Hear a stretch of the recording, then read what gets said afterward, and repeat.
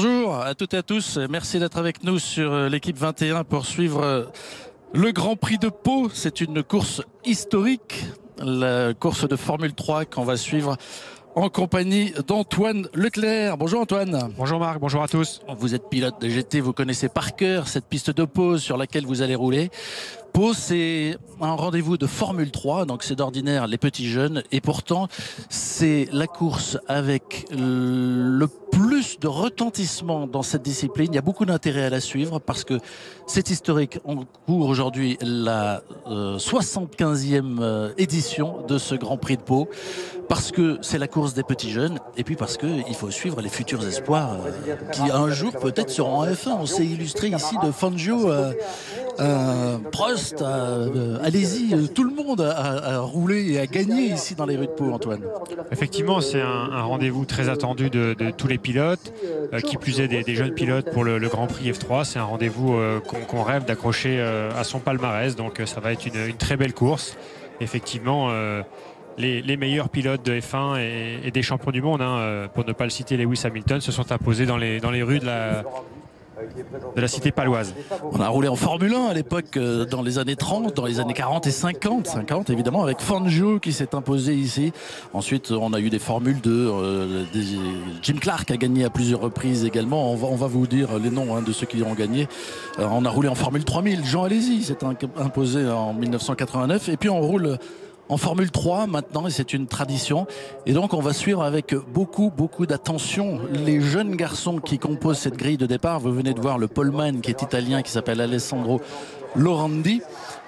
Ici le Brésilien Sergio Sete Camara qui est en deuxième ligne. Vraiment, ce sont des noms à retenir parce que parmi ces garçons-là, Antoine, il y a probablement les pépites du futur, c'est sûr.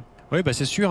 Dernier exemple en date, on a des pilotes comme Raffaele Marciello qui a gagné ici en 2012, qui est aujourd'hui en GP2. On a Giovinazzi qui a gagné l'année dernière, qui est également en GP2. Et puis on a le Français Esteban Ocon qui s'est imposé également, alors pas au Grand Prix, mais sur une course de qualification, qui est un pilote de DTM pour Mercedes aujourd'hui et un pilote d'essai Renault. Et puis Max Verstappen également. Verstappen dont on connaît les exploits en Formule 1. Lui qui court à Barcelone, pas très loin finalement de l'autre côté des Pyrénées. À vol d'oiseau, on n'est pas très loin. Et Verstappen venait de cette Formule 3 où il a été battu, vous l'avez évoqué, par Esteban Ocon. Donc vraiment aujourd'hui ces garçons se retrouvent en F1. Faites attention encore une fois à ceux que vous allez pouvoir voir rouler aujourd'hui sur un circuit qui n'a pas changé depuis 1933 et puis 1935 quand il a été créé. Un circuit de 2,7 km qui est vraiment, Antoine, vous nous le décrirez pendant le tour de formation, mais qui est vraiment un juge de paix. Oui, c'est clairement un juge de paix. Il est appelé par les pilotes le petit Monaco, exactement.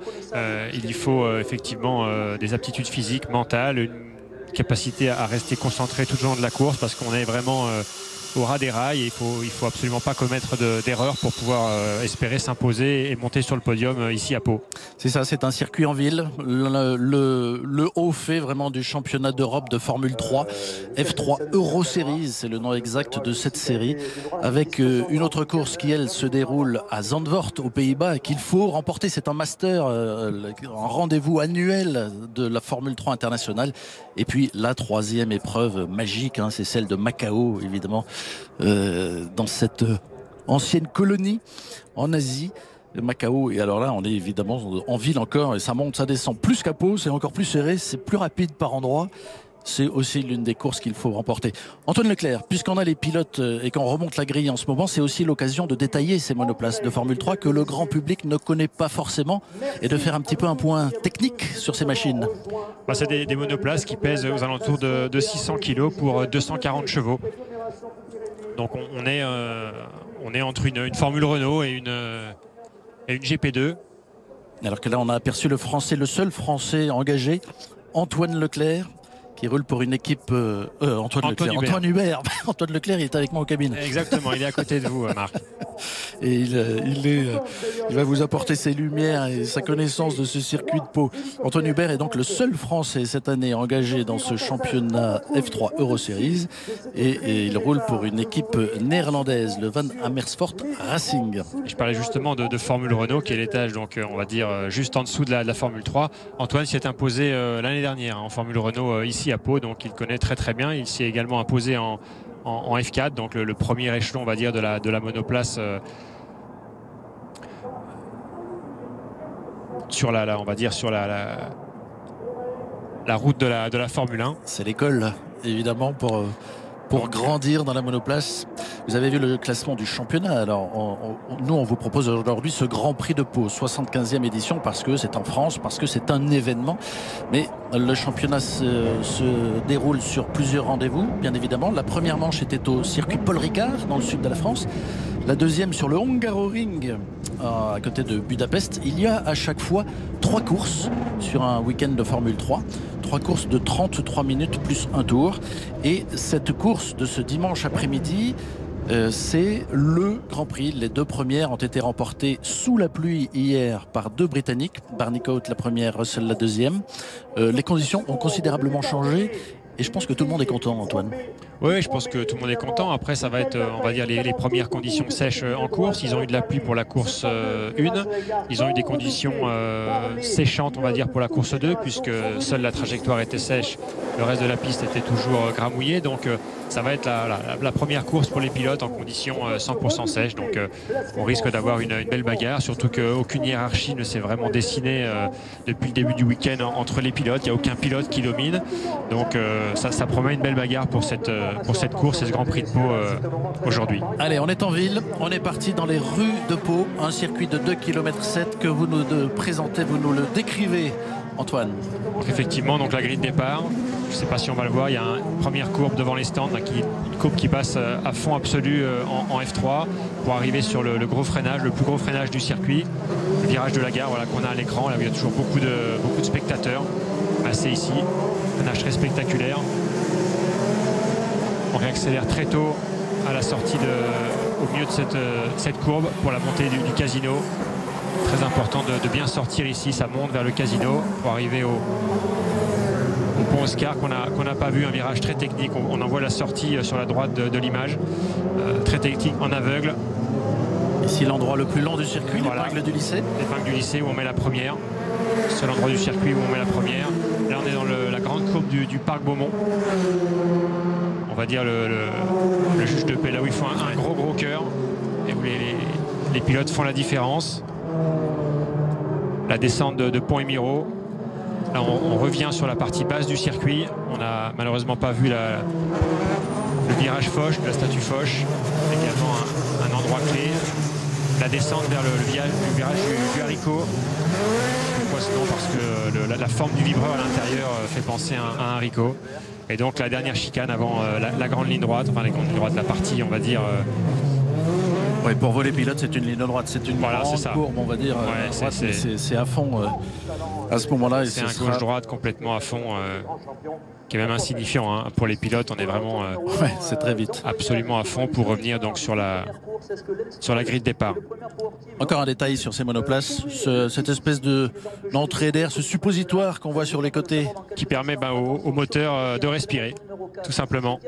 Voilà, sur les Formule 1, vous l'avez au-dessus de la tête du pilote.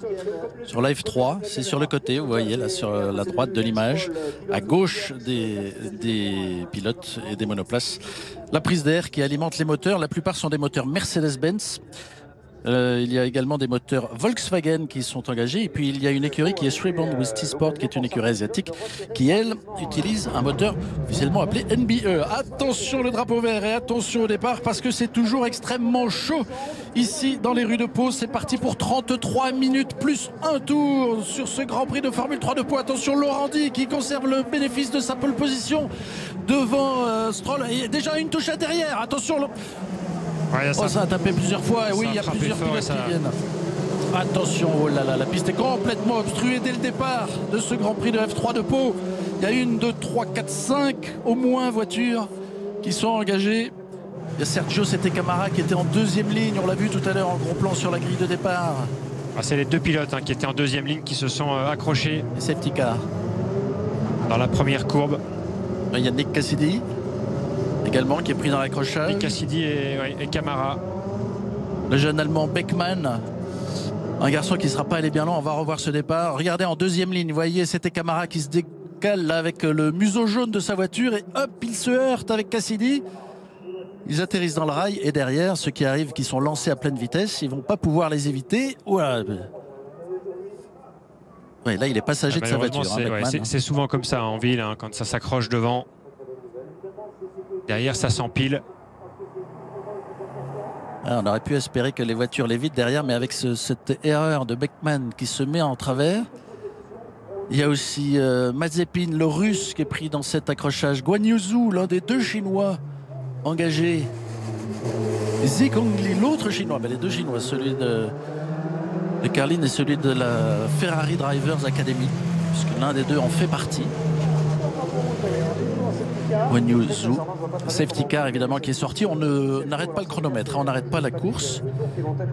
On continue à décompter. On va faire un certain nombre de tours sous le safety car, je le crains Antoine, pour nettoyer la piste. Il faut enlever les monoplaces abîmées. J'espère que personne n'est touché en revanche.